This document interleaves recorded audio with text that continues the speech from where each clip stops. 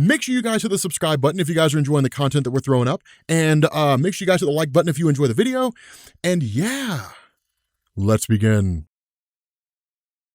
What's going on, guys? This is Rob, and I was going to pick up with Batman Joker War, the newest installment of the Joker War, but we're going to sidetrack from that for a second. We're going to cover the origin of Punchline. So I feel like this is probably one of the more interesting stories, right? And kind of what I think a lot of Batman fans want to know, right? Like, what's the story of Punchline? How did Punchline become the Joker's new girlfriend, right? So this comes out of the Joker 80th anniversary 100-page super spectacular one-shot. And comic books do this. For those of you guys who are new, comics do this from time to time, right? They'll have like a super popular character that's been around for a really, really long time. And they'll do like a one-shot comic to celebrate that character. Like when Action Comics reached issue number 1000, they did like a whole bunch of different stories just celebrating the history of Superman. And it was just like this great big huge amalgamation of different stories from different writers and different artists and different things like that. It was cool. It was pretty awesome. And this one's more or less the same way. But what this does here, and this is actually a cool little tribute, it picks up in a place called Snyder College, of course named for Scott Snyder. Because aside from Dennis O'Neil and Neil Adams, he's probably the single most influential Batman writer in the history of the character, to be honest with you guys. You know, like it's kind of nuts given like the work he did, the fact that like when New 52 launched, that it brought in a whole new wave of Batman readers and the story was written so well. And it's probably one of the most celebrated Batman stories of all time, right? One of the most celebrated Batman runs that's ever been written. So it makes sense, right? That there would just be kind of a tribute here. Plus, I'm pretty sure James Tynion and Scott Snyder are friends. So this picks up basically with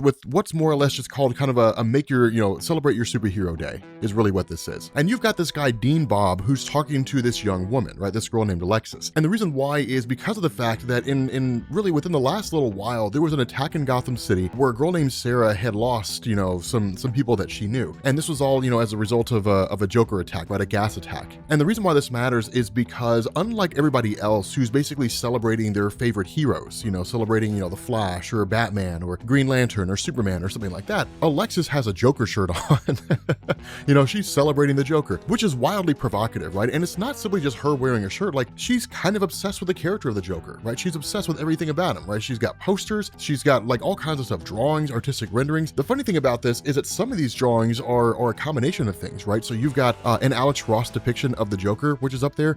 You've got the Joker from The Killing Joke. You've got like just different versions of his character over the years that are shown there. This doesn't necessarily mean that it's like an in continuity thing, just kind of a cool little tribute by the artist of the comic, right? Is really all it is. But the idea is that the Dean comes down here, telling her, hey, like this is kind of a problem. You have to take this whole, you got to take this shirt off, right? This is kind of offensive to people. And the reality is that where he claims that he came down here as a friend, she kind of calls it right off the bat and is like, no, you didn't come down here as a friend. You came down here because you're scared of this shirt. You're scared of what it represents and you know that it's dangerous, right? What you want me to do is to go out into the quad, right? Usually on universities, you have what's called a quad, which is like a great big huge park area more or less inside the university where most people hang out at. And she's like, you want me to go down there and you want me to like let out some tear-jerking cry about how I'm maladjusted and this shirt is just some outward manifestation of the inner turmoil that I'm struggling with because I really can't figure my place out and I'm just crying out for help and all that kind of stuff. And she's like, no, that's not the case at all. That's not what this is. It's not that I'm maladjusted. It's not that I'm crying out for help. That's not at all what's going on here. Your concern here is that you have a dangerous student who believes in something dangerous that's operating right under your nose. And in the midst of all that, she literally like blows smoke in his face. And when that happens, of course, he, kind of waves it out of the way and then kind of starts talking to her. And as he's talking to her, begins to kind of start laughing a little bit, right? And he's like, what in the world did you do to me? And she's like, well, I got the recipe off the internet and I didn't know if it really works, right? I didn't know if it was going to work at all. You wouldn't believe how many different chemicals that it takes in order to make it. But I have a pretty good teacher, right? Looking at the closet, she's like, I have a pretty good teacher. So it's like, okay, got a laptop stored in there or something like that. But,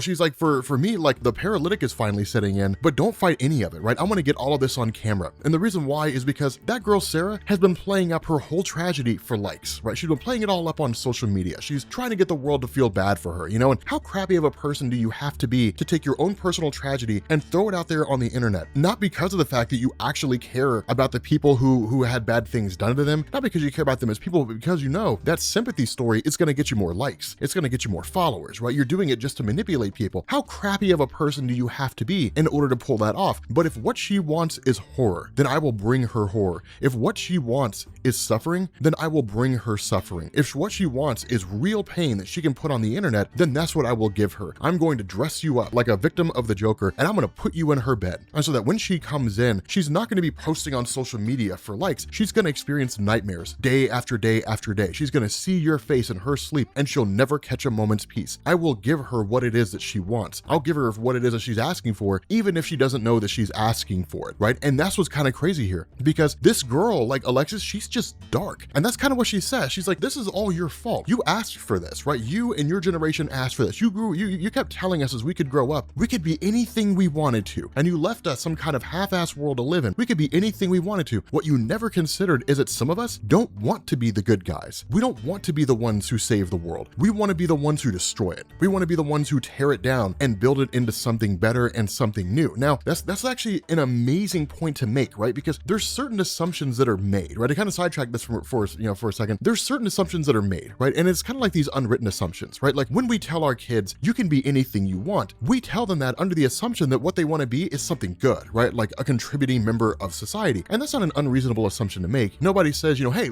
I told my child they could be anything, and so they became like a sociopath. Like that's not really, what we aspire to. What we aspire to is I told my child they could be anything, and so they became Batman. That's what we're talking about, right? Just like awesome things. In the real world, I would, right? Like that's like that meme, right? They said I could be anything, so I became Batman.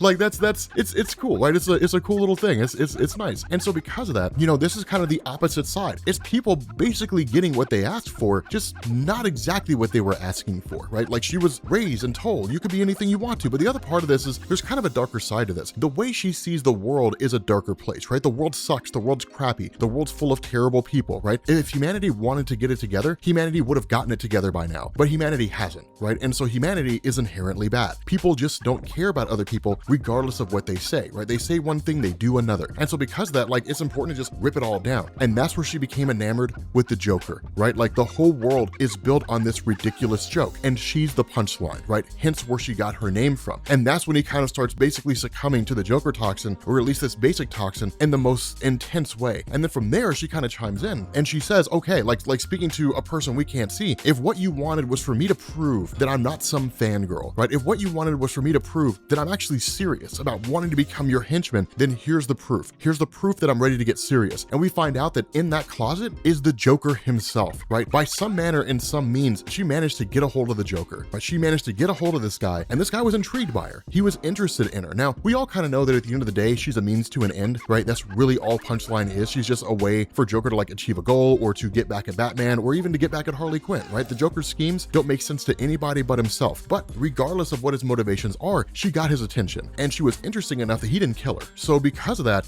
she's kind of like, what comes next is going to be wild, right? Like it's going to be insane. It's going to be serious. And the Joker's response is, no, it's not going to be serious, my dear Punchline. What comes next is going to be hilarious, right? And so what this does is it basically kind of bookends to everything that starts with the Batman story, with the Joker War, right? Well, really even before that, the introduction of Punchline and all that kind of stuff. So in terms of our Batman playlist, we'll probably position it up there, basically ahead of everything else, so you can kind of go into it knowing who Punchline is and having that whole story. You'll kind of have to ignore the segments that we were talking about in the previous videos where we're like, we don't know anything about Punchline, so maybe I'll just leave it here. I don't know. I'll figure it out.